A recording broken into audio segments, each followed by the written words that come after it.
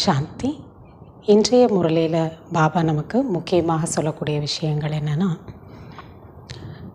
பாபா இன்றைக்கி மகிழ்ச்சியாக இருக்கிறத பற்றி அதிகமாக வலியுறுத்தி சொல்கிறார். குழந்தைகள், நீங்கள் எப்பொழுதுமே மகிழ்ச்சியாக இருக்கணும், சந்தோஷமாக இருக்கணும்.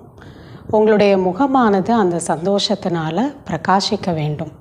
இப்போ எந்த ஒரு விஷயத்தை நினைக்கும் போது அந்தளவுக்கு பிராமண குழந்தைகளுக்கு மகிழ்ச்சி ஏற்படும் அப்படின்னு சொல்கிறாருன்னா, இப்போ எனக்கு பகவான் படிப்பை கற்றுக் கொடுத்து கொண்டிருக்கிறார். இப்போ யாருக்கு இந்த ஒரு உணர்தல் இருக்கோ அவங்க எப்பொழுதுமே சந்தோஷமாகவும் அந்த போதையிலும் இருப்பாங்கன்னு சொல்கிறார் பாபா. சொல்கிறாங்க, ஆனால் இந்த போதையானது அந்த அளவுக்கு எல்லாருக்கும் இருக்கிறதில்ல, ரொம்ப கொஞ்சம் சிலருக்கு தான் இருக்குங்கிறார். கோயிலுக்கு போய் அந்த உபதேசங்கள், சத் சங்கங்கள் இதெல்லாம் கேட்கும்போது யாராவது ஒரு குரு உட்கார்ந்து சொல்கிறார், அவங்களுக்கு கூட அந்தளவுக்கு சந்தோஷம் வருது. ஆனால் இங்கே சிலருக்கு பாபா சொல்லக்கூடிய சத்தியமான அந்த ஞானத்தை கேட்டு படிக்கும்போது அந்தளவுக்கு சந்தோஷம் வரமாட்டேங்குதுன்னு சொல்கிறார். ஆனால் உங்களுக்கு இப்போ இந்த படிப்பை படித்து உலகத்துக்கே அதிபதியாக ஆக்குறேன் அப்படின்னா வேறு என்ன உங்களுக்கு வேணும்? அப்போ எந்த அளவுக்கு உங்களுக்கு சந்தோஷம் இருக்கணுங்கிறாரு. ஆனால் அந்த சந்தோஷத்தை பலரிடம் பார்க்க முடியறதில்லைன்னு சொல்கிறார். அதுக்கு காரணமும் என்ன அப்படின்னா, பாபா சொல்கிறாங்க, அடிக்கடி புத்தியானது குப்பையான விஷயங்கள்லே போயிட்டுருக்குங்கிறார். குப்பைனா வேஸ்ட்டான விஷயங்கள்லே போயிட்டுருக்கு. எப்பயுமே சிலர் நண்பர்கள், உறவினர்கள், சொந்த பந்தங்கள் இவங்கள பற்றிய ஒரு சிந்தனையில் போயிடுறாங்க. ஒன்று இருக்கிறவங்கள நினைக்கிறாங்க, இன்னும் போனவங்கள நினைக்கிறாங்க. சிலர் இறந்து போயிட்டாங்க அப்படின்னா அவங்கள 2 வருஷம் 4 வருஷம் வரைக்கும் அவங்கள பற்றியே பேசிகிட்டே இருப்பாங்க, அவங்களோட புகழையே சொல்லிகிட்டு இருப்பாங்க, அவங்களையே நினச்சிட்டு இருப்பாங்க. இது கூட ஒரு குப்பையான வேஸ்ட்டான விஷயம் தானே. அந்த ஆத்மா அடுத்த பிறவிக்கு போயிடுச்சு, நம்ம அவங்கள நினச்சி என்ன பண்ண போகிறோம்? அப்படி போன ஆத்மாக்கள் இல்லை இருக்கக்கூடிய ஆத்மாக்கள் லௌகீகத்தில் இந்த விஷயம், அந்த மனிதர்கள் இப்படி செஞ்சாங்க, இது மாதிரி விஷயங்களில் நிறைய போயிடுறாங்க. அதனால் பாபாவோட ஒரு நினைவு, இந்த படிப்பினுடைய ஒரு மகத்துவம் அவங்களுக்கு தெரியறதில்ல. அதனால தான் பாபா சொல்கிறாங்க, அந்த விஷயங்கள்லேருந்து நீங்கள் விலகுங்க. அப்போ தான் அந்த குஷியும் போதையும் உங்களுக்கு வரும். யார் நல்ல படிப்பை படிக்கிறாங்களோ அவங்களுக்கு தான் அந்த போதையும் குஷியும் இருக்குங்கிறார். மேலும் குப்பையான விஷயங்களை பேசாதீங்கிறார், வேஸ்ட்டான விஷயங்களை பேசாதீங்க. மேலும் பாபா சொல்கிறாங்க, இப்போ நீங்கள் செய்யக்கூடிய ஒரு முக்கியமான முயற்சி என்னவாக இருக்குன்னா, தண்டனையிலேருந்து நம்மளை காப்பாற்றிக்கணும். அதுக்காக என்ன முயற்சி நாம் செய்கிறோம்? முக்கியமானது நினைவு யாத்திரை தான். ஏன்னா எவ்வளவு ஆத்மா பாபாவை அன்போடு நினைவு செய்கிறோமோ அந்த அளவுக்கு உங்களுடைய விகர்மங்கள் விநாசமாகும். எந்த அளவுக்கு நம்மளுடைய பாவ கர்மங்கள் அழியுதோ அந்தளவுக்கு ஆத்மா குஷியாக இருக்கும், தண்டனையிலிருந்தும் தப்பிக்க முடியும். அப்போ இந்த நினைவு யாத்திரை ரொம்ப முக்கியமானதுங்கிறார். அதனால் எந்த தேகதாரி மனிதர்களையும் நினைக்காதீங்க. இந்த சங்கமயுகம் ஒரு பகவானை மட்டும் நினைக்கக்கூடிய நேரம். மேலும் பாபா சொல்கிறாங்க, பாபா ஜட்ஜாக கூட இருக்கிறார், தர்மராஜாவும் இருக்கார். அப்போ ஜட்ஜோட ஒரு குழந்தையே தவறு பண்ணிட்டு அவர் முன்னாடி நின்னா என்ன பண்ண முடியும்? ஜட்ஜு தான் தலை குனிய வேண்டியதாக இருக்கும், மேலும் தண்டனை கொடுத்து தானே ஆகணும். அதே போல் தான் சொல்கிறாரு, நான் அப்பா கூடவே தர்மராஜாவும் அவர் இருக்கார். அப்போ நீங்கள் தவறு செஞ்சீங்க அப்படின்னா எனக்கு அது அவமானமாக இருக்குங்கிறார். மேலும் பாலனை செய்த நானே, வளர்த்த நானே தண்டனையும் கொடுக்க வேண்டியதாக இருக்குது. இதுவும் பாபா சொல்கிறாங்க, வருத்தத்தோடு சொல்கிறார். அப்போ பாபா சொல்கிறாங்க, அப்போ எந்த அளவுக்கு நம்ம அவரை நினைவு செய்யும்போது அந்த பாவத்திலிருந்து நம்ம விலகி இருப்போம். எந்த பாவகர்மம் செய்ய மாட்டோம், ஏற்கனவே செஞ்சதையும் நாம் அழிச்சிடும். அப்படி நீங்கள் விகர்மங்களை வென்றவங்களாக ஆக வேண்டும்ங்கிற. மேலும் பாபா சொல்கிறாங்க, ஒரு சிலர் சேவையில் அவ்வளோ ஆர்வமாக இருக்காங்க, சேவைக்கு பின்னாடி ஓடிட்டே இருக்காங்க. அப்படிப்பட்டவங்க பாபாவுக்கு ரொம்ப பிரியமானவர்களாக இருக்காங்க. சில டைமு சேவை செய்கிறதுக்கு ஒரு சரியான தகுதி இல்லை, சரியாக மற்றவங்களுக்கு புரிய வைக்கலை அப்படின்னா கூட அப்படிப்பட்டவர்களுக்குள்ளே சில நேரத்தில் பாபா சொல்கிறாங்க, நான் பிரவேசமாகி அந்த ஞானத்தை மற்றவங்களுக்கு சொல்லிடுறேங்கிறார். பிரவேசமாகிறதுனா உடலில் பிரவேசம் ஆகிறதில்ல, புத்தியில் பாபா சில பாயிண்ட் அவங்களுக்கு டச் பண்ணுவார். அந்த நேரத்தில் அவங்களுக்கே தெரியாது, நம்மளா இவ்வளோ நல்லா சொன்னோம், இவ்வளோ நல்லா முரளி எடுத்தோம் அப்படின்னு தெரியாது.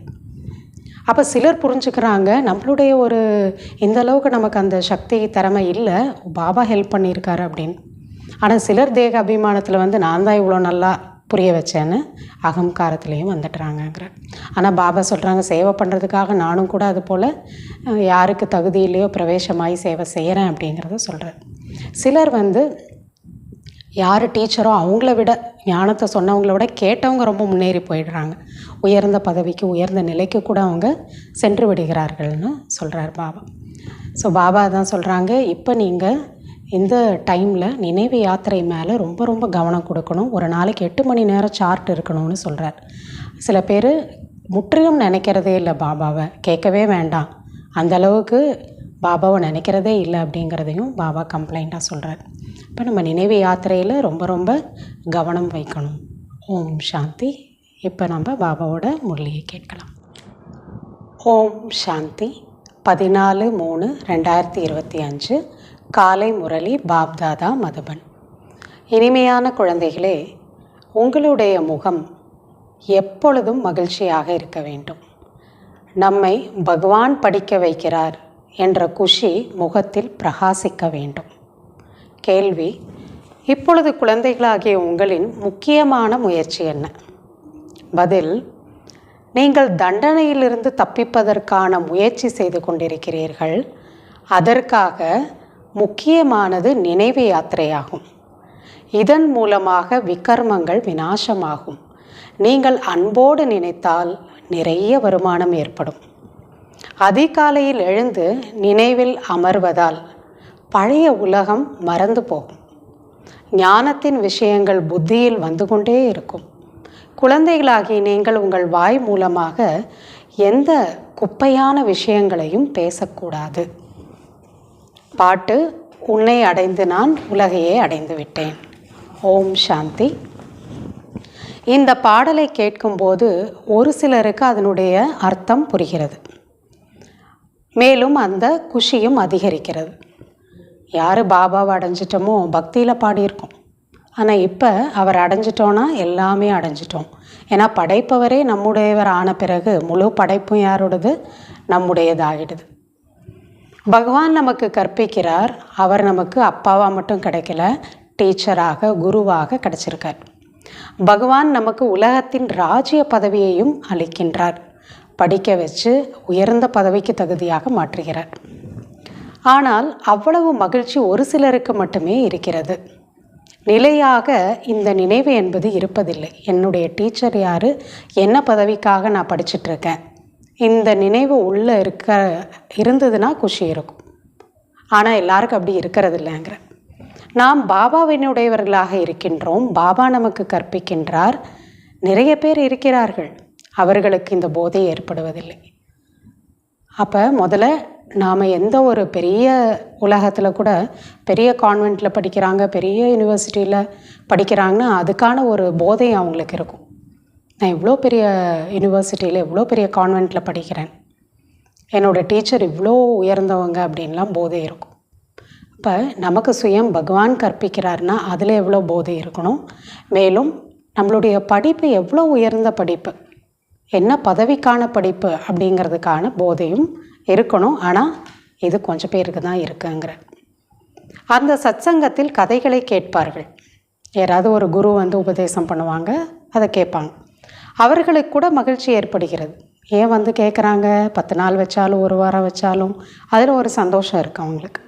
இங்கேயோ பாபா எவ்வளவு நல்ல விஷயங்களை கூறுகிறார். சத்தியமான விஷயங்களை பாபா நமக்கு புரிய வைக்கிறார். பாபா கற்பிக்கின்றார். மேலும் உலகத்திற்கு அதிபதியாக ஆக்குகின்றார். இப்போ அந்த சத்சங்கம் கேட்குறதுக்கே சந்தோஷப்படுறாங்கன்னா பகவான் எவ்வளோ சத்தியமான விஷயத்தை சொல்லி கொடுத்த ஆத்மாவை உயர்ந்த நிலையை அடைய வைக்கிறாரு. இதனால் நம்மளுடைய எல்லா விதமான பலவீனமும் விலகுது, துக்கம் விலகுது, பாவம்லாம் விலகுதுன்னா அப்போ எவ்வளவு குஷி இருக்கணுங்கிறார் பாபா. மாணவர்களுக்கு எவ்வளவு மகிழ்ச்சி இருக்க வேண்டும். உலகத்திற்கே அதிபதியாக்குறாருன்னா அந்த உலகாயுத கல்வியை கற்றுக் கொடுக்கக்கூடியவர்கள் கூட எவ்வளவு வந்து குஷி இருக்கிறது. இங்கே இருப்பவர்களுக்கு அவ்வளவு குஷி இருப்பதில்லை. பாபா சொல்கிறாங்க, அந்த பெரிய படிப்பு படிக்கிறாங்கன்னா, சாதாரண படிப்பாக இல்லாமல் டாக்டர், இன்ஜினியர், அட்வொகேட்டுன்னு படிக்கிறாங்கன்னா அதுக்கான ஒரு போதை குஷி இருக்கும். நான் எவ்வளோ உயர்ந்த படிப்பு படிக்கிறேன். அப்போ இருக்கிறதுலே நம்பர் 1 பதவிக்கான படிப்பு இதுதான். ஆனால் அவ்வளோ குஷி இங்கே இருக்கிறது இல்லைங்கிற. புத்தியில் பதிவதும் இல்லை. இப்படிப்பட்ட பாடல்களை 4-5 முறைகள் கேளுங்கள் என்று பாபா கூறுகிறார். உன்னை அடைஞ்சதுனால உலகையே அடைஞ்சிட்டேன், டீச்சர் கிடச்சிட்டாரு, உயர்ந்த பதவிக்கு அதிகாரி. ஸோ இப்படி நீங்கள் இந்த பாட்டெல்லாம் கேளுங்கங்கிற. பாபாவை மறப்பதால் இந்த பழைய உலகம் மற்றும் பழைய உறவுகள் நினைவுக்கு வருகின்றது. ஏன்னா ஏதாவது ஒன்று நினைக்கணும். பாபா அவருடைய படிப்பு ஞாபகத்தில் இருந்தால் பழைய உலகம் ஈஸியாக மறந்துடும். பாபா மறந்துட்டார், படிப்பும் மறந்துருச்சுன்னா அப்போ பழைய உலகமோ சம்பந்தமோ இதுதான் ஞாபகம் வரும். இப்படிப்பட்ட நேரத்தில் பாடலை கேட்கும் பொழுது தந்தையின் நினைவு ஏற்படும். அப்பா என்று கூறுவதால் சொத்து நினைவுக்கு வருகின்றது அல்லவா? படிப்பினால் சொத்து கிடைக்கிறது, சம்பாரித்து சேர்த்துக்கலாம். நீங்கள் சிவபாபாவிடமிருந்து முழு உலகத்திற்கும் அதிபதிகளாக ஆகிறீர்கள். அதற்காக கற்றுக்கொள்கிறீர்கள். வேறு என்ன வேண்டும்? இதை விட உயர்ந்த நிலை, உயர்ந்த பதவி இது கிடைக்கிறத விட உங்களுக்கு வேறு ஏதாவது தேவையா? இப்படிப்பட்ட மாணவர்களுக்கு உள்ளுக்குள் எவ்வளவு குஷி என்பது இருக்க வேண்டும். இரவும் பகல் தூக்கம் விலகி போக வேண்டும். உயர்ந்த நிலைக்கு போகிறோம் அப்படின்னா, உயர்ந்த பதவி நாளைக்கு எனக்கு கிடைக்க போகுது, நான் பிரைம் மினிஸ்டர் இல்லை மினிஸ்டர் ஆக போகிறேன்னா நைட்டு தூக்கமே அவங்களுக்கு வராதில்ல. அந்தளவுக்கு அந்த குஷி இருக்கும். அப்போ சொர்க்கம் அவ்வளோ அருகாமையில் இருக்குது. நாளைக்கு நான் அதுக்கு அதிபதி ஆக போகிறேன்னா எவ்வளோ குஷி இருக்கணுங்கிற. இப்பொழுது இரவும் பகலும் உங்களுக்கு அந்த அளவுக்கு குஷி என்பது இருக்க வேண்டும். இப்படிப்பட்ட தந்தை மற்றும் ஆசிரியரை நினைவு செய்ய வேண்டும் அல்லவா? இப்போ இரவும் பகலும் உங்களுக்கு இந்த சிந்தனை உள்ளுக்குள்ளே ஓடிக்கொண்டே இருக்கணுங்கிறார். முக்கியமாக தூக்கத்தை நீக்கி இப்படிப்பட்ட தந்தையை ஆசிரியரை நினைக்க வேண்டும். ஆஹா, நமக்கு பாபாவிடமிருந்து உலகத்தின் ராஜ்ய பதவி கிடைக்கிறது. ஆனால் மாயை அப்படி நினைக்க விடுவதில்லை, சும்மா இருக்கிறதில்ல. அது உற்றார் உறவினர்கள் நினைவு வந்து கொண்டே இருக்கிறது. இந்த ஆன்மீக போதையிலிருந்து விலகி எப்போ பார்த்தாலும் நண்பர்கள் உறவினர்கள் சரீரதாரிகளையே நினச்சிட்ருக்குறாங்க. அவர்களின் கவலை வந்து கொண்டே இருக்கிறது. இவங்களை பார்த்துக்கணும், நான் இல்லாட்டி என்னாகும், என்னோடய பொறுப்பு இவ்வளோ இருக்கே அப்படின்னு அந்த கவலையில் தான் இருக்காங்க. பழைய அழுகிய குப்பை நிறைய பேருக்கு நினைவுக்கு வருகிறது. பழைய விஷயங்கள் நடந்து முடிஞ்சது அதெல்லாம் கூட நிறைய பேர் நினச்சிட்டே இருக்கிறாங்க. நீங்கள் உலகத்திற்கே அதிபதி ஆகிறீர்கள் என்று பாபா கூறுகிறார். அந்த போதை நிறைய பேருக்கு ஏறுவதே இல்லை. பாபா எவ்வளோ சொன்னால் கூட புத்தியில் அது ஏறுவதில்லை. பள்ளிக்கூடத்தில் படிப்பவர்களின் முகம் மகிழ்ச்சியாக இருக்கிறது. இங்கே பகவான் கற்பிக்கின்றார். நான் நல்லா படிக்கிறவங்கன்னா கண்டிப்பாக அவங்க சந்தோஷமாக இருப்பாங்க. அந்த மகிழ்ச்சி ஒரு சிலருக்கு தான் இருக்கின்றது. இல்லை என்றால் மகிழ்ச்சியின் அளவு அளவற்றதாக ஏறிக்கொண்டே இருக்க வேண்டும். நாளுக்கு நாள் அதை அதிகரிச்சுட்டே இருக்கணுங்கிறார். எல்லையற்ற தந்தை நமக்கு படிப்பிக்கின்றார். இதை மறந்து விடாதீர்கள். இதை நினைவிருந்தாலே குஷி இருக்கும். ஆனால் கடந்த காலத்தின் கர்ம சுமைகள் கூட தந்தையை நினைக்க விடுவதில்லை. அந்த மாதிரி கர்மா பண்ணியிருக்காங்க. பாபாவை நினைக்கிறதுக்கு அது விட மாட்டேங்குது. அந்த கர்ம போஜ் சுமை வந்து அழுத்துது. முகம் குப்பையின் பக்கம் செல்கின்றது. சிந்தனையெல்லாம் வேணாத விஷயத்தில் போகுது. பாபா அனைவருக்காகவும் கூறவில்லை. எல்லாரையும் பாபா அப்படி சொல்லலை. அப்படியும் இருக்காங்கன்னு அவங்களுக்காக சொல்கிறார். வரிசை கிரமமாக இருக்கிறார்கள் அல்லவா? மகான் சௌபாகியசாலி தந்தையின் நினைவில் இருப்பார்கள். பகவான் பாபா நம்மை கற்றுக் கொடுத்து உயர்ந்த நிலைக்கு கொண்டு போகிறார். இந்த படிப்பில் இந்த ஆசிரியர் நம்மை வக்கீலாக்கிறார் என்பது புத்தியில் இருக்கும் இல்லையா? நம்ம இதை படிக்கிறோம், இதை ஆக போகிறோம், டீச்சர் நமக்கு இதுக்கு தான் சொல்லிக் கொடுக்குறாங்க. அதே போல் தான் இங்கே நம்மை பகவான் பகவதியாக நம்மை மாற்றுவதற்காக கற்பிக்கின்றார் என்றால் எவ்வளவு போதை இருக்க வேண்டும். படிப்பும் இருக்கணும், பதவியும் இருக்கணுங்கிற. கேட்கும்போது ஒரு சிலருக்கு போதை ஏறுகிறது. மற்றவர்கள் எதையும் புரிந்து கொள்வதில்லை. குருவை வைத்து கொள்கின்றார்கள். சில பேர் குருவையே நினைப்பாங்க. அது வந்து லௌகீகத்தில் அந்த தேகதாரி குருக்களை வந்து நினைக்கிறாங்க. குருவை பிடிச்சுக்கிறாங்க. எதுக்காக? பகவான் அடைவதற்காக. இவர்கள் நம்மை உடன் அழைத்து செல்வார்கள், பகவானை சந்திக்க வைப்பார்கள் என்று நினைக்கிறார்கள். அவர்களோ தானே பகவான் என்கிறார்கள். யார்? சில பேர் அப்படியும் ஒன்று வழி இருந்தது. நானே பகவான், எனக்குள்ளே கடவுள் இருக்காருன்னு சொல்கிறாங்க. தங்களை மட்டும் சந்திக்க வைக்கிறார்கள். உடன் அழைத்து போவார்களா? சரி, தன்னை மட்டும் பகவான்கிட்ட அவங்க எங்கே வந்து சந்திக்க வைக்கிறது? தன்னை சந்திக்க வைக்கிறாங்க, தான் காலில் விழ வைக்கிறாங்க, தன்னை பூஜை செய்ய வைக்கிறாங்க, தன்னை புகழ் பாட வைக்கிறாங்க, அவ்வளோதான். ஆனால் அவங்களால கூடவே அழைச்சிட்டு போக முடியுமா? அவங்க போகும்போது அவங்க சரீரத்தை விட்டும்போது இன்னொருத்தரையும் கூட்டிகிட்டு போக முடியுமா? முடியாது. மனிதர்கள் பகவானிடம் செல்ல வேண்டும் அல்லது சாந்தி தாமம் அழைத்து செல்வார்கள் என்பதற்காகவே குருவை நாடுகிறார்கள். இந்த தந்தை எதிரில் வந்து எவ்வளவு புரிய வைக்கிறார். கூடவே நம்மக்கிட்டே வந்து அவர் புரிய வைக்கிறார். நீங்கள் மாணவர்கள் கற்றுக் கொடுக்கக்கூடிய டீச்சரை நினைவு செய்யுங்கள். இப்போ நமக்கு டீச்சர் அவர் தான். முற்றிலும் நினைவு சிலருக்கு வருவதில்லை. கேட்கவே கேட்காதீர்கள், அந்த மாதிரியும் சிலர் இருக்கிறாங்க. நல்ல நல்ல குழந்தைகள் கூட நினைப்பதில்லை, நல்ல குழந்தைங்க தான் ஆனால் நினைக்கிறது இல்லைங்கிறார்.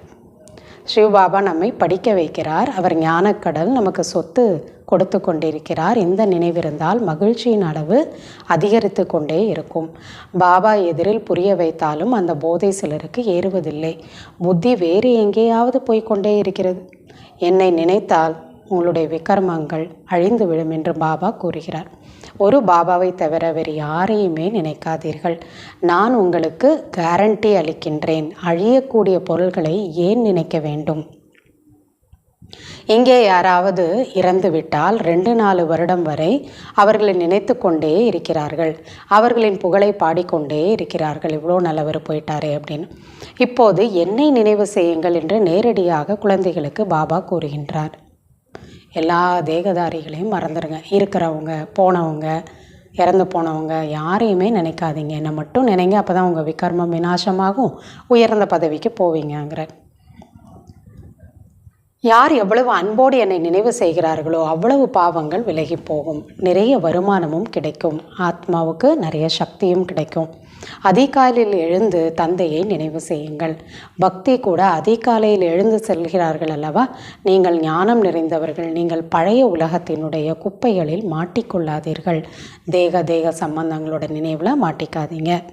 ஆனால் பல குழந்தைகள் மாட்டிக்கொள்கிறார்கள். கேட்கவே வேண்டாம். எவ்வளோதான் இதெல்லாம் கேட்டால் கூட திரும்பி அதில் தான் போய் விழுந்துடுறாங்க. ஆனால் பல குழந்தைகள் அப்படி இருக்கிறார்கள். குப்பையிலிருந்து வெளியே வருவதில்லை. நாள் முழுவதும் குப்பையை தான் பேசிக்கொண்டிருக்கிறார்கள். லௌகீக விஷயங்கள், மனிதர்களை பற்றி, பிஸ்னஸ், பணம், இதெல்லாம் பற்றி தான் பேசுகிறாங்க. ஞானத்தின் விஷயங்கள் புத்தியில் வருவதில்லை. முழு நாளும் சேவைக்காக ஓடிக்கொண்டே இருக்கும் குழந்தைகளும் சிலர் இருக்கிறார்கள். பாபா சேவை அப்படின்னு. யார் பாபாவின் சேவையை செய்கிறார்களோ அவர்களுக்கு அவருடைய நினைவும் வரும். இச்சமயத்தில் எல்லோரையும் விட அதிகமாக சேவையில் மனோகர் தாதிஜி இருக்கிறார். மனோகர்னா நம்மளுடைய முன்னாடி இருந்த தாதிஜி. இன்று கர்னால் என்ற ஊருக்கு சென்றார்.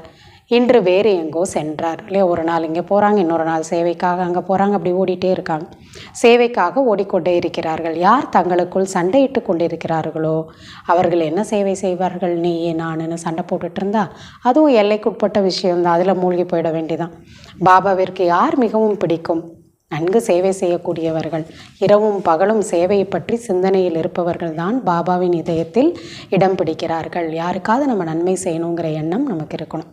அடிக்கடி இது போன்ற பாடல்களை நீங்கள் கேட்டுக்கொண்டே இருங்கள். இந்த மாதிரி நல்ல பாட்டை கேளுங்க.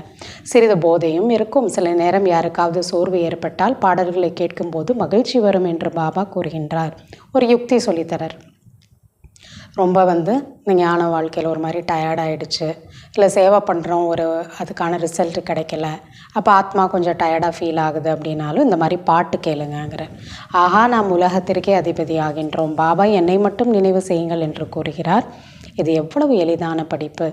பாபா நல்ல 10-12 ரெக்கார்டெல்லாம் தேர்ந்தெடுத்து வைத்திருக்கிறார்.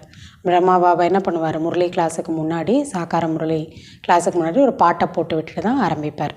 இவ்வாறு ஒவ்வொருவரிடமும் இருக்க வேண்டும் அந்த பாட்டெல்லாம். இருப்பினும் மறந்து போகிறார்கள். சிலரோ போக போக படிப்பையே விட்டு விடுகிறார்கள். மாயை சண்டை போடுகிறது. பாபா தமோ பிரதானமான புத்தியை சுத்தமாக்குவதற்காக எவ்வளவு எளிய முறையை நமக்கு கற்றுக் கொடுக்கிறார். இப்பொழுது உங்களுக்கு சரியது தவறியது என்று சிந்திக்கக்கூடிய புத்தி கிடைத்திருக்கிறது. பக்தியில் எல்லாருமே ஓகேன்னு தலையாட்டிகிட்டே போயிடுவோம் யார் என்ன சொன்னாலும். ஆனால் இப்போ அப்படி இல்லை, சரி எது தவறுதுன்னு புரிஞ்சுக்கிறீங்கிறார். ஓ பதீத பாவனா வாருங்கள் என்று தந்தையை அழைத்தீர்கள். இப்பொழுது தந்தை வந்திருக்கிறார் என்றால் தூய்மையாக வேண்டும் அல்லவா? நம்ம தான் கூப்பிட்டோம், வந்துட்டார். இப்போ அவர் சொல்கிறது படி நடந்து தூய்மை ஆகணும் இல்லையா? உங்கள் தலையில் பல பிறவிகளினுடைய சுமை இருக்கிறது, அது அவருக்கு தெரியுது. அதற்காக எவ்வளவு நினைவு செய்கிறீர்களோ, தூய்மையாக ஆகின்றீர்களோ, மகிழ்ச்சியின் அளவும் அதிகரிக்கும். எவ்வளோ நினைக்கிறீங்க ஆத்மா தூய்மையாகுது, அவ்வளோ மகிழ்ச்சி வருங்கிற. சேவை செய்து கொண்டே இருக்கிறார்கள், ஆனால் தன்னுடைய கணக்கையும் வைக்க வேண்டும். நான் எனக்கு என்ன செஞ்சுக்கிறேன்னு பார்த்துக்கணுங்கிற. நாம் தந்தையை எவ்வளவு நேரம் நினைக்கின்றோம்? நினைவின் சார்ட் யாரும் வைக்க முடியாது. வாணி கருத்துக்களை எழுதுகிறார்கள், ஆனால் நினைவு மறந்து போகின்றது. கரெக்டாக அக்யூரேட்டாக சொல்ல முடியல.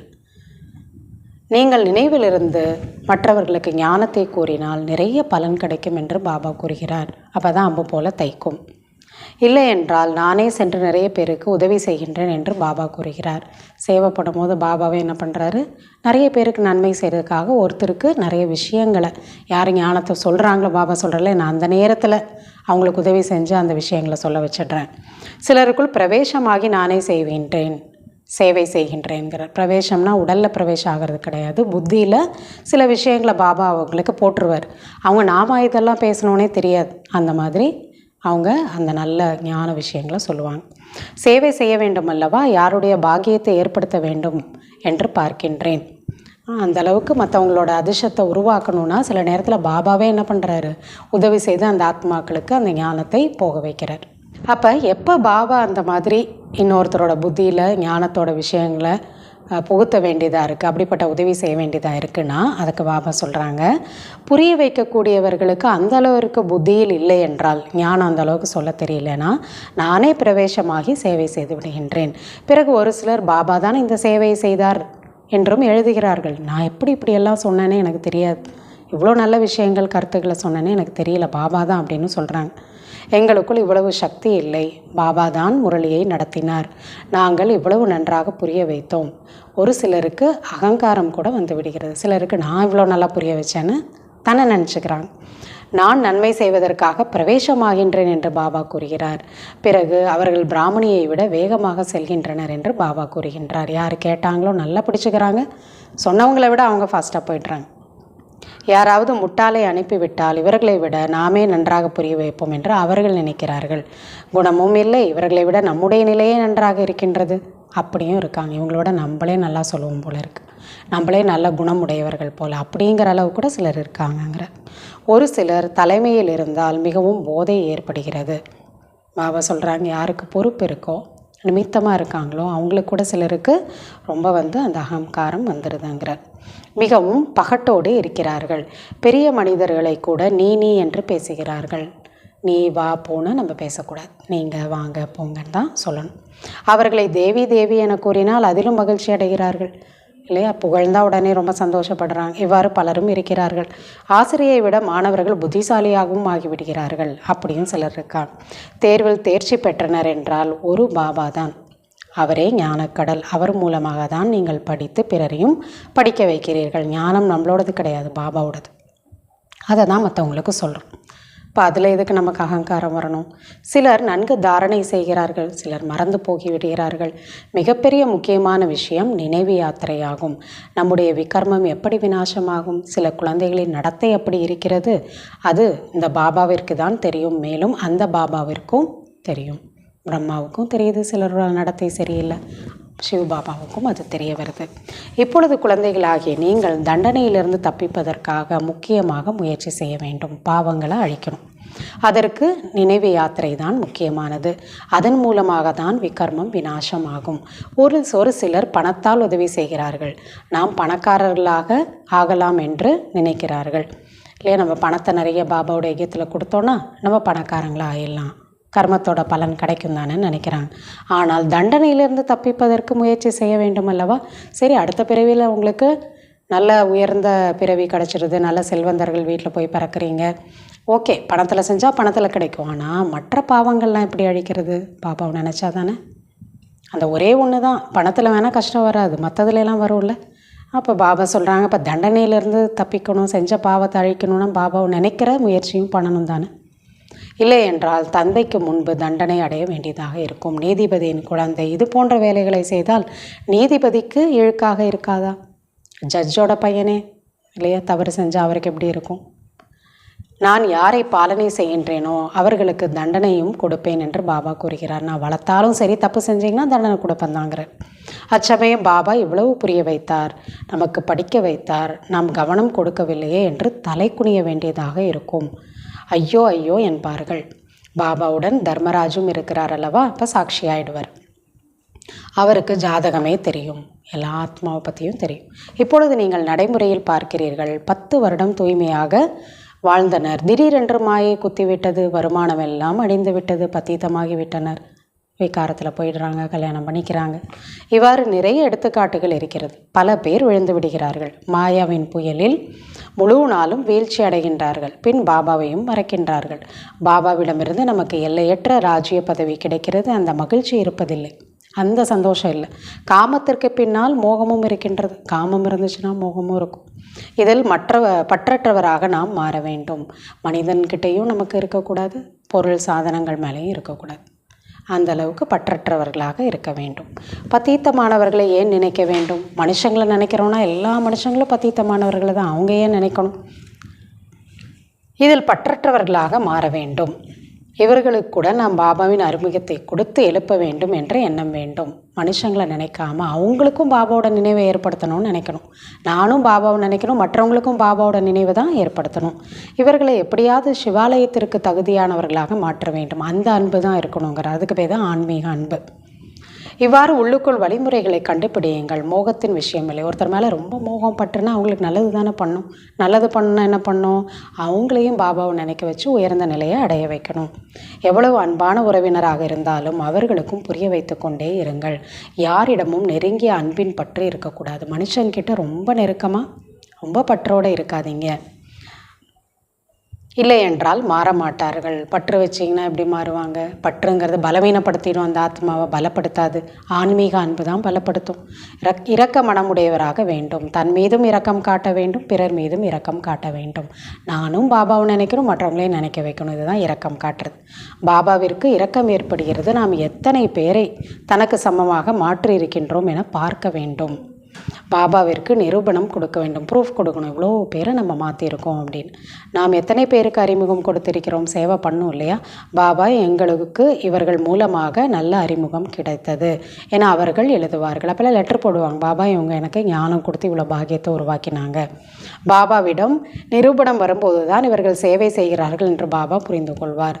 அப்போ பாபாக்கு அப்போல்லாம் எல்லோரும் லெட்டர் போடுவாங்க. அதனால் பாபா சொல்கிறார், யாராவது லெட்ரு போடணும்.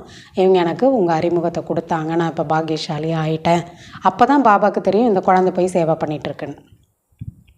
பாபா இந்த பிராமணி மிகவும் புத்திசாலி, மிகவும் நல்ல சேவை செய்கிறார், எங்களை நன்கு படிக்க வைக்கிறார் என்று பாபாவிற்கு எழுதுவார்கள்.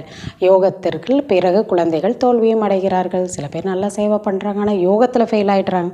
நினைப்பதற்கு புத்தி இல்லை. சாப்பிடும்போது கூட சிவபாபாவை நினைத்து கொண்டே சாப்பிடுங்கள் என்று பாபா புரிய வைக்கிறார் இல்லையா? அந்த டைம் கூட நீங்கள் என்ன பண்ணுங்கள், ஃப்ரீயாக இருக்கீங்க, உங்களுக்கான நேரம், சாப்பிட்றீங்க, வேறு எதுவும் செய்ய வேண்டிய அவசியம் இல்லை. அப்போ என்ன நினைவு செய்து கொண்டே சாப்பிடுங்கள். எங்காவது சுற்றி பார்க்க சென்றாலும் சிவபாபாவை நினைவு செய்யுங்கள். அங்கே எங்கே போகிறீங்கனாலும், எங்கே போனாலும் வந்தாலும் சுற்றினாலும் என்னை நினைவு செய்யுங்க. வீணாக எதையும் பேசாதீர்கள். வீணான விஷயங்களை பேசாதீங்க. ஏதாவது எண்ணங்கள் வந்தாலும் பாபாவை நினைத்தால் வேலையை பற்றியும் எண்ணினீர்கள், பாபாவை நினைத்தீர்கள் என்று பொருள். பாபா சொல்கிறாங்க, ஏதாவது ஒரு எண்ணம் வந்தால் கூட அதை விட்டுட்டு பாபாவை நினைங்க, பாபா கொடுத்துருக்கூடிய சேவையை நினைங்க. அப்போ பாபாவை நினச்சதா தான் உங்களுக்கு அடையாளமாக இருக்கும்.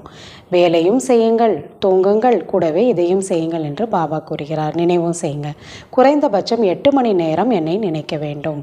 இது கடைசியில் நடக்கும். மெல்ல மெல்ல உங்களின் சார்ட்டை அதிகரியுங்கள். 2 மணி நேரம் நினைத்தேன், பிறகு போக போக சார்ட்டு குறைந்து கொண்டே போகிறது என்றும் சிலர் எழுதுகிறார்கள். முன்னாடியாவது 2 மணி நேரம் நினச்சேன், இப்போ அதுவும் இல்லைன்னு எழுதுகிறாங்க. அதையும் மாயா மறக்க வைத்து விடுகிறது. மாயை மிகவும் பலசாலியாக இருக்கிறது. யார் இந்த சேவையில் முழு நாளும் பிஸியாக இருக்கிறார்களோ அவர்களே நினைக்க முடியும். பாபா சேவை, இதை தவிர எதுவும் இல்லைன்னா அவங்க தான் பாபா நினைவில் நிறைய இருக்க முடியும். அடிக்கடி பாபாவின் அறிமுகத்தை கொடுத்து கொண்டே இருங்கள். பாபா நினைக்க வேண்டும் என்பதை வலியுறுத்துகின்றார். நாம் நினைக்கவில்லை என்பது நமக்கே தெரியும். நினைவில்தான் மாயா தடையை ஏற்படுத்துகிறது. படிப்பு மிகவும் எளிமையாக இருக்கின்றது. பாபாவிடம் நாம் படிக்கின்றோம். எவ்வளவு செல்வத்தை எடுக்கின்றோமோ அந்த அளவிற்கு பணக்காரர்களாக மாறுவோம். ஞான செல்வத்தை எடுத்துக்கிட்டிங்கன்னா ஸ்தூல செல்வம் வந்துருங்கிற. பாபா அனைவருக்கும் படிப்பிக்கின்றார். முரளி அனைவரிடமும் செல்கிறது.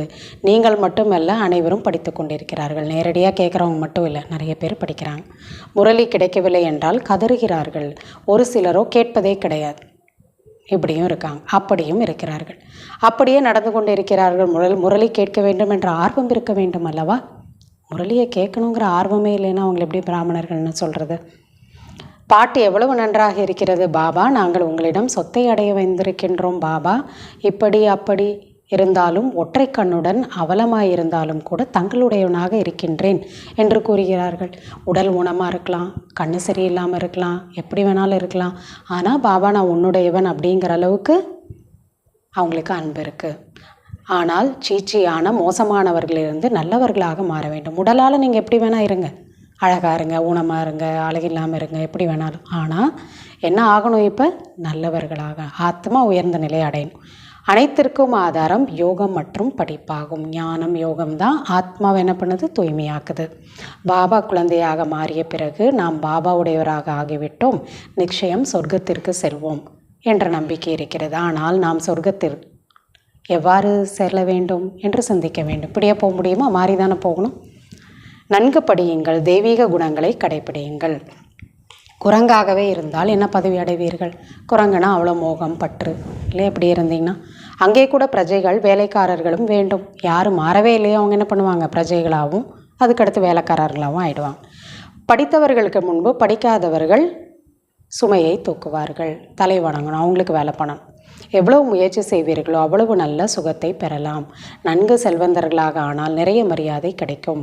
படிப்பவர்களுக்கு நன்கு மரியாதை கிடைக்கிறது. அங்கேயும் அப்படி தான். உயர்ந்த பதவிக்கு போகணுன்னா இங்கே நல்லா படிக்கணும். பாபா ஆலோசனை வழங்கி கொண்டிருக்கின்றார். பாபாவின் நினைவில் அமைதியில் இருங்கள். ஆனால் எதிரில் இருப்பவர்களை விட தொலைவில் இருப்பவர்கள் நிறைய நினைக்கிறார்கள்.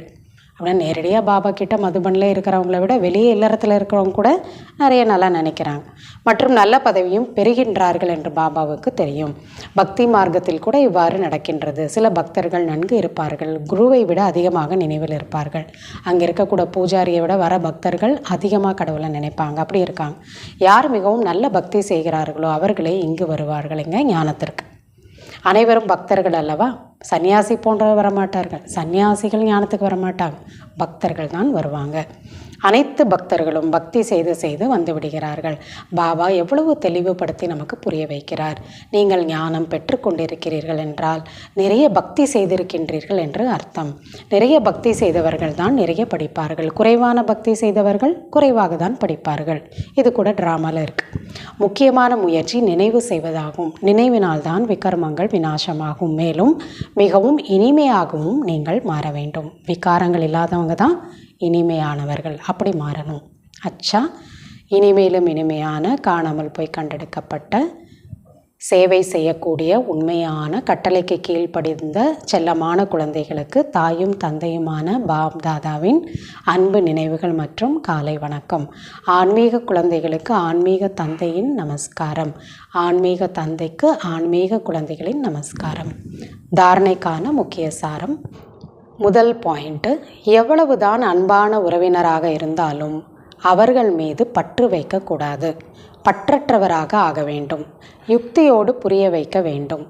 தன் மீதும் பிறர் மீதும் இரக்கம் காண்பிக்க வேண்டும். இரண்டாவது பாயிண்ட்டு, தந்தை மற்றும் ஆசிரியரை மிகவும் அன்போடு நினைக்க வேண்டும். பகவான் நம்மை படிக்க வைக்கின்றார், உலகத்தின் ராஜ்ய பதவியை கொடுக்கின்றார் என்ற போதையில் இருக்க வேண்டும். இங்கு எங்கு போனாலும் வந்தாலும் நினைவில் இருக்க வேண்டும். வீணான பேச்சு பேசக்கூடாது. வரதானம். அழிவற்ற ஆன்மீக நிறத்தின் உண்மையான ஹோலி மூலமாக பாப் சமான் ஸ்திதியின் அனுபவசாலி ஆக வேண்டும். நீங்கள் பரமாத்மாவின் நிறத்தில் வந்து ஹோலியான ஆத்மாக்களாக, சங்கம யுகம் ஹோலியான வாழ்க்கையினுடைய யுகம், அப்படி நீங்கள் ஹோலியாக ஆகிறீர்கள். யார் பரமாத்மாவோட கலரை தன்னுடைய நிறமாக மாற்றிக்கிறாங்களோ அப்படிப்பட்டவங்க யார்? ஹோலி ஆத்மாக்கள், புனிதமான ஆத்மாக்களாக ஆயிடுறாங்க. ஏன்னா சங்கம யுகமே ஹோலியான யுகம், புனிதமான யுகம். அழிவற்ற ஆன்மீக நிறம் ஏற்படும் போது சதா காலத்திற்கு பாப் சமான் ஆகிவிடுகிறீர்கள். பாபா தன்னுடைய ஞானத்தோட நிறத்தை, குணத்தோட நிறத்தை நம் மீது ஏற்படுத்துகிறார். ஆக உங்களுடைய ஹோலி என்பது தந்தையின் தொடர்பு என்ற நிறத்தின் மூலம் தந்தைக்கு சமமாகுவதாகும். அவரோட கலரை நம்ம மேலே ஏற்படுத்துறது, அதுதான் ஹோலின்னு சொல்கிறாங்க. அந்த அளவிற்கு உறுதியான நிறம் இருக்க வேண்டும். மற்றவர்களையும் தனக்கு சமமாக ஆக்கிவிட வேண்டும். நம்ம பாபாவோட கலர் அந்த அளவுக்கு நம்ம மேலே ஏற்படணும், நம்மளுடைய கலர் மற்றவங்க மேலே ஏற்படுற அளவுக்கு. ஒவ்வொரு ஆத்மாவின் மீதும் அழிவற்ற ஞானத்தின் நிறம், நினைவு என்ற நிறம், அநேக சக்திகள் என்ற நிறம், குணங்கள் என்ற நிறம், சிரேஷ்ட விருத்தி என்ற நிறம், சுப பாவனை, சுப விருப்பம் என்ற ஆன்மீக நிறத்தை ஏற்படுத்த வேண்டும். மற்றவங்களுக்குள்ளே இந்த கலரெல்லாம் நீங்கள் கொண்டு வரணும், பாபா கிட்டேருந்து எடுத்துக்கிட்டுங்கிறாங்க. ஞானம், குணம், சக்தி, சுபபாவனை, சுப ஆசை இதெல்லாம் நீங்கள் மற்றவங்களுக்குள்ளே ஏற்படுத்துகிற அளவுக்கு உங்களுடைய கலர் பாபா கிட்டேருந்து அடையிறது ஸ்ட்ராங்காக இருக்கணும். ஸ்லோகன்: திருஷ்டியை அலௌகீகமாக, மனதை குளிர்ச்சியாக, புத்தியை கருணையுடையதாக மற்றும் வாயை இனிமையானதாக ஆக்குங்கள். பார்வை சரீரத்தை பார்க்கக்கூடாது, ஆத்ம சகோதரன். அப்படி அலௌகீக பார்வை. மனது விகாரத்திலிருந்து விலகி குளிர்ச்சியாக, புத்தி எல்லார் மீதும் நன்மை செய்யணுங்கிற கருணை உடையதாக, வாய் சிரேஷ்ட ஞான ரத்தங்களை கொடுக்கக்கூடிய இனிமையானதாக இருக்கணும். அவ்வியக்த இஷாரா: சத்தியம் மற்றும் பண்பாடு என்ற நாகரிகத்தை தாரணை செய்யுங்கள். சத்தியத்தின் சக்தி சொரூபமாகி போதையுடன் பேசுங்கள், போதையுடன் பாருங்கள். ஆன்மீக போதை: நான் சர்வசக்திவான அரசாங்கத்தின் சேவை செய்பவனாக இருக்கின்றேன் என்ற நினைவிலிருந்து யதார்த்தமற்றவர்களை யதார்த்தத்தில் கொண்டு வாருங்கள். யாருக்கு தெரியலையோ அவரை பற்றி புரிய வைங்க. சத்தியத்தை வெளிப்படுத்த வேண்டுமே தவிர மறைக்கக்கூடாது. ஆனால் அதை சிறந்த பண்போடு வெளிப்படுத்த வேண்டும். நான் சிவனின் சக்தி என்ற போதை இருக்க வேண்டும். தைரியமான சக்திகளுக்கு சர்வசக்திவானின் உதவி கிடைக்கும். யார் தைரியமாக இருக்கீங்களோ அவர்களுக்கு சிவனுடைய சக்தி கிடைக்கும். அச்சா. ஓம் சாந்தி.